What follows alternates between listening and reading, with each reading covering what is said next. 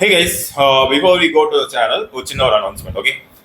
நம்ம கிட்ட இன்னொரு சேனல் இருக்கு where you can learn the technologies which are needed for you to get a job in IT industry. அதாவது நீங்க Python ப்ரோக்ராமிங்கா இருக்கட்டும், அல்லது ஒரு வெப் டெவலப்மெண்ட்டா இருக்கட்டும், அல்லது டேட்டா சயின்ஸோட கான்செப்ட்ஸா இருக்கட்டும், இதெல்லாம் நம்ம வந்து டீச் பண்றதுக்காக ஒரு தனியாக ஒரு சேனல் வச்சிருக்கோம். அது பேர் வந்து சுரேந்திர மோகன் தேடினா போதும். அதோட லிங்க் வந்து நான் ஐகார்ட்லயே கொடுத்துருக்கேன், டிஸ்கிரிப்ஷன்லயே இருக்கு. Okay, please to visit the channel if it is fit for you. Don't forget to like, share, subscribe and comment. Okay?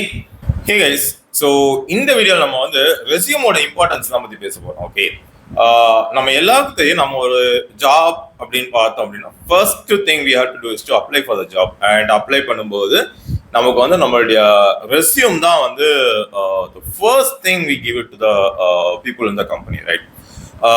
அவ்வளவு முக்கியமான ஒரு ரெஸ்யூமுக்கு வந்து நம்மள நிறைய பேர் வந்து ஆக்சுவலா ஃபுல் எஃபோர்ட் போடுவோம் அப்படின்னு கேட்டா கிடையாது.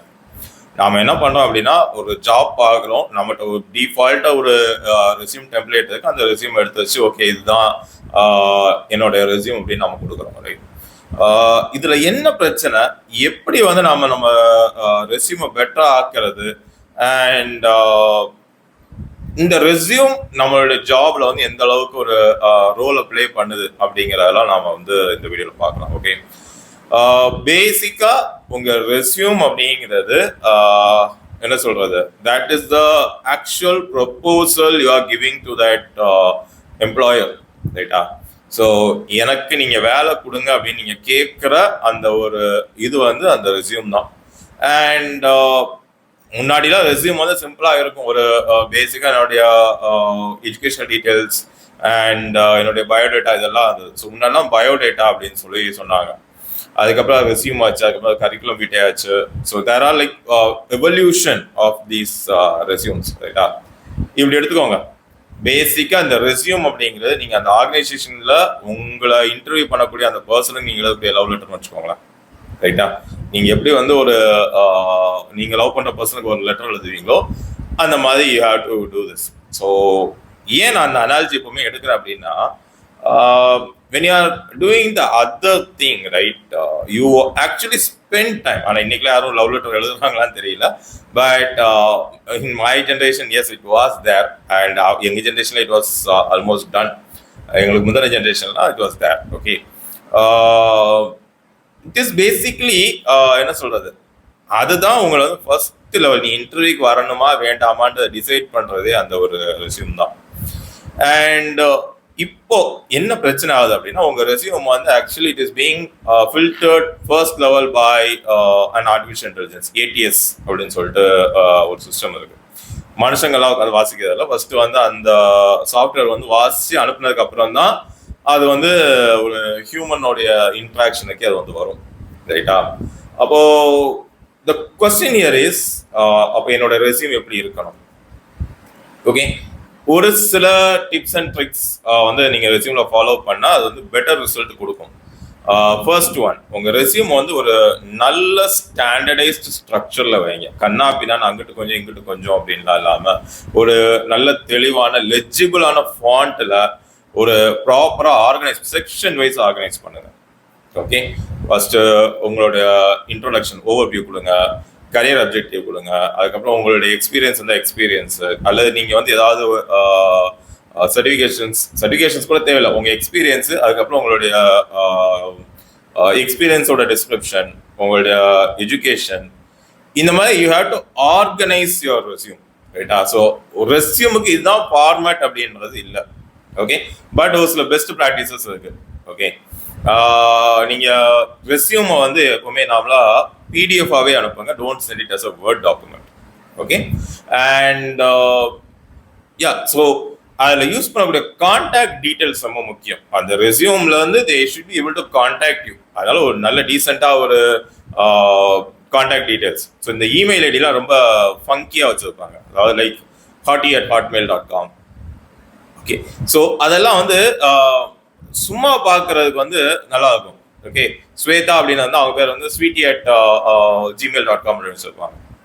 நாமளா உள்ள கலவைக்கெல்லாம் பண்ணிக்கிறதுக்கு it will be helpful, but when goes to an organization, right, these things create an impact. அதே மாதிரி வந்து ரெஸ்யூம்ல வந்து போட்டோஸ் அட்டாச் பண்றது, it's not mandated that you have to attach a photo, but in case you are attaching, make sure that is a decent passport size photo with a good color and decent background, right?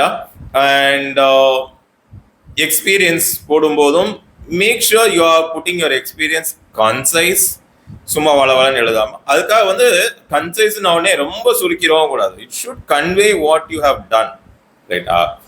அப்படி இல்லை அப்படின்னா you will that resume doesn't reflect what you are அப்படிங்கிறது. Okay, and ரெஸ்யூமில் வந்து கண்ணா பின்னாடி informations போடுறது. Okay, என்னோட பயோடேட்டான்னு போட்டு எங்கள் அப்பா பேர், அம்மா பேர், என்னுடைய எல்லா டீடைல்ஸ், வீட்டு அட்ரஸ் எல்லாத்தையும் போடுறது. They don't need those things. Okay, and உங்கள் ரெஸ்யூம் வந்து ரொம்ப லாங்காக போயிடாமே நீங்கள் பார்த்துக்கணும். So you can't send a resume for like 5 or 6 pages even though you have a huge work experience.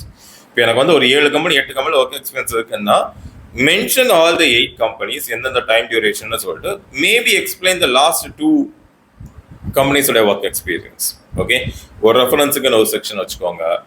And additional skills எல்லாம் போடும்போது கொஞ்சம் தெளிவாக யோசிச்சு, don't just put it as like leadership and என்ன சொல்றது, ஆர்டேஷன், கம்யூனிகேஷன், அதெல்லாம் ரொம்ப like generic. Okay, put a specific additional skill over here. Okay, PowerPoint presentation, Excel sheets are not additional skills normally நீங்க வந்து போகிற most of the jobs, and especially if you are going for a developer jobs, these are not like additional skills, these are like basic. Okay, and IT குள்ள அப்படி நீங்க இருந்தீங்க அப்படின்னா be aware of the tools which are being used, especially this is especially for the development side. Okay, Jira, GitHub, Git, idella. Okay, and your social media profile. Okay, see there are a lot of things that can be inferred from your resume, and be careful with whatever you are adding in it. And என்ன கேட்டீங்கன்னா ஒரு decent R well maintained LinkedIn profile and properly updated GitHub profile will take you an extra mile. Okay, and hobbies நீங்க போடலைன்னா கூட பரவாயில்ல, தயவு செஞ்சு வந்து என்ன சொல்றது, விலங்க முடிச்ச ஹாபிஸ் எல்லாம் போடாதீங்க. Okay, I have seen a few resumes. ஒரு ரெஸ்யூம்ல என்ன போட்டிருந்தாங்கன்னா human rights activist. Okay, you really think that guy is gonna give you a job the moment he knows you are associated with the activist group? Okay, and there was one other hobby. There was a guy who said dating as a hobby. Okay, literally, நானுமே என்னோட hobby, எனக்கு உனக்கு என்ன ஹாபின்னு கேட்கும்போது I have given bike riding. Okay, which itself is not a proper hobby for the resume when I am applying for a tech job, but there are a lot of other hobbies I have. I do YouTube, I have book reading. I do read books which are interested to me. I do watch the tech content. There are a lot of other things I do programming out of my hobby, right? So அந்த மாதிரி உங்க ஹாபியை வந்து தெளிவா define பண்ணுங்க. Okay, so it's not like yeah, there was one guy who said video gaming. Okay, literally. Okay, so அதெல்லாம் வந்து அந்த section நீங்க போடணும் அப்படின்னா மேண்டேட்டரி கிடையாது hobby.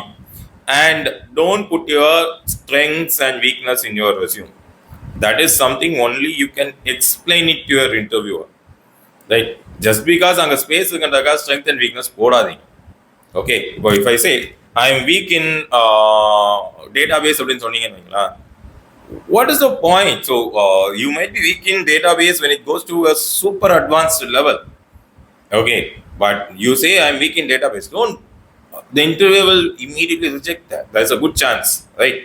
So don't put your strengths and weaknesses in your resume. Don't do that. Yeah, finally declaration. So yeah, declaration இதெல்லாம் வந்து ரெஸ்யூமை structure பண்ணுங்க. ஒரே சேம் ஃபாண்ட்ல வச்சுக்கோங்க. சும்மா கண்ணா பின்னான்னு அங்கிட்ட ஒரு ஃபாண்ட் இங்கிட்ட ஒரு ஃபாண்ட், இட்டாலிக்ஸ், போல்டு அந்த மாதிரிலாம் பண்ணாதீங்க. ஒரு legible font with proper line spacing, இந்த மாதிரி பண்ணுங்க. அண்ட் உங்க ரெசியூமை ஒவ்வொரு ஜாப் டிஸ்கிரிப்ஷனுக்கும் ஏற்ற மாதிரி you have to adapt. Okay, one resume for all jobs will not work. சரியா? ஏன் அப்படின்னா முன்னாடியாவது at least humans were reading that resume, ஆனால் இப்போ அதெல்லாம் கிடையாது. Only the machine is reading it. So அது வந்து உங்க ஜாப் டிஸ்கிரிப்ஷனுக்கு அகேன்ஸ்டாக தான் உங்க ரெசியூம் மேட்சே பண்ண போகுது.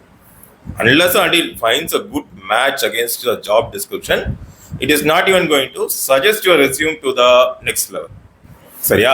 ஸோ அதனால வந்து கஸ்டமைஸ் யுவர் ரெசியூம். சம்டைம்ஸ் என்ன ஆகும் அப்படின்னா உங்க ஜாப் டிஸ்கிரிப்ஷன்ல அவங்க கொடுத்துக்கக்கூடிய எல்லா விஷயமும் உங்களுக்கு தெரியாம இருக்கலாம். அப்படி தெரியாம இருக்குன்னா still it is okay to apply. Put it in your resume saying I know but learn it. எனக்கு 10 நாள்ல இன்டர்வியூ அப்படின்னா எனக்கு இந்த ஸ்கில் என்னால் கற்றுக்க முடியும் அப்படின்னா கான்ஃபிடன்ஸ் இருந்தா put it in your resume and apply it. Because last date முடிஞ்சிருமாக்கும், அதுக்கப்புறம் அவங்க இதெல்லாம் ப்ராசஸ் பண்ணுவாங்க. பட் ரெசியூம்ல போட்டுட்டு அதான் போட்டாச்சு இல்லை அப்படின்னு விட்டுறாம learn that skill.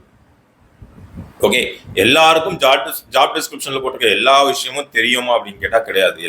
90% of times there will be like at least 20 or 30% deviation from whatever we know. But என்ன சொல்றது, அந்த ஒரு ஜாப் டிஸ்கிரிப்ஷனுக்கு நம்ம கொஞ்சம் அடாப்ட் பண்ணிக்கணும். இந்த வேலை எனக்கு வேணும் அப்படின்னா we have to adapt. The same way, if you want to be in a relationship with someone, right, there will be some sacrifices, right? So you can't say நான் இப்படித்தான் இருப்பேன், நீ என் கூட இருந்துதான் ஆகணும் அப்படின்னு சொல்ல முடியாது. நான் இப்படித்தான் இருப்பேன்னு சொன்னா the other person can say இல்ல முடியும் முடியாதுன்னு தாராளமா சொல்ல முடியும். If they understand, okay, I'm willing to make certain compromises, நான் இது இப்படியும் மாறிக்கிறேன் அப்படின்ற மாதிரி அந்த ஒரு இது கொடுக்கணும். அதே தான் உங்க ஜாப்லையும், ரைட்டா? நீங்க போங்க, இது வந்து எனக்கு என்ன சொல்றது, ஓகே எனக்கு இல்ல தெரியலனா கூட என்னால கத்துக்க முடியும் அப்படிங்கிறத நீங்க எக்ஸ்பிரஸ் பண்ண, அது இன்டர்வியூல தான் பண்ண முடியும். ஸோ ரெசியூம்ல போடும்போது ஒவ்வொரு ஜாபுக்கு ஏற்ற மாதிரியும் அதை கஸ்டமைஸ் பண்ணுங்க. Customized resume takes you to a long way, ரைட்டா? ஸோ ஏடிஎஸ் பத்தி நம்ம வந்து அடுத்து தனியா பார்க்கலாம். ஓகே, பட் ஒரு ரெசியூமை நீங்க ஸ்ட்ரக்சர் பண்ணீங்கன்னா these are things you have to follow. Okay, because இதெல்லாம் like very basic. Just understand the resume which you are preparing is actually the proposal you are sending it to the organization where you are going to work. So make sure you are able to impress them with that resume and you have put enough efforts into that. Okay, bye.